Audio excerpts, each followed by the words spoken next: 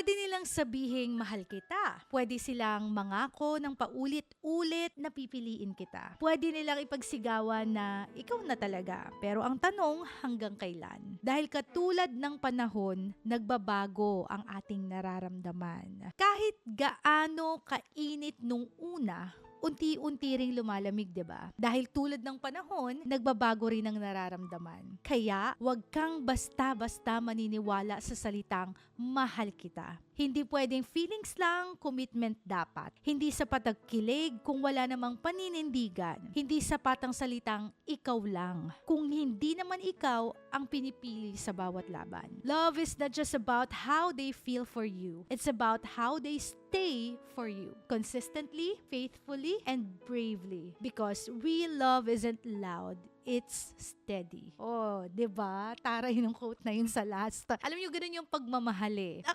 Nakakaloka lang minsan, 'di ba? Kasi one thing is constant in this world and that is change. And even yung nararamdaman natin, nagbabago yan sa totoo lang. Kaya matagal na kayo nagsasama, kaya bago pa lang kayo, mararamdaman mo sa sarili mo na parang meron ng mga changes. May mga nagbabago sa mga nararamdaman natin. Kaya nga, eto yung kahalagahan ng salitang commitment and consistency. Kasi kapag laging nakabase sa nararamdaman natin, yung actions natin towards our partner, lagi tayong magkakaroon ng miscommunication, lagi tayong mag-aaway, lagi tayong magpupunaan ng kakulangan. Kasi hindi natin naiintindihan yung word na consistency. Hindi natin naiintindihan na sa relasyon, normal talaga na may mga changes sa ating nararamdaman. Pero hindi dahil nagbabago yung ating nararamdaman ay titigil na tayong mahalin ng isang tao, titigil na tayong patawarin ng isang tao, titigil na nating i-work out ang isang relationship. Have you ever felt it? Like, may mga times sa relationship na parang sobrang mahal na mahal mo talaga yung tao at may mga oras naman na parang wala lang, nonchalant lang siya, na parang hangin lang siya na dumadaan sa iyo. But regardless kung ano yung nararamdaman mo,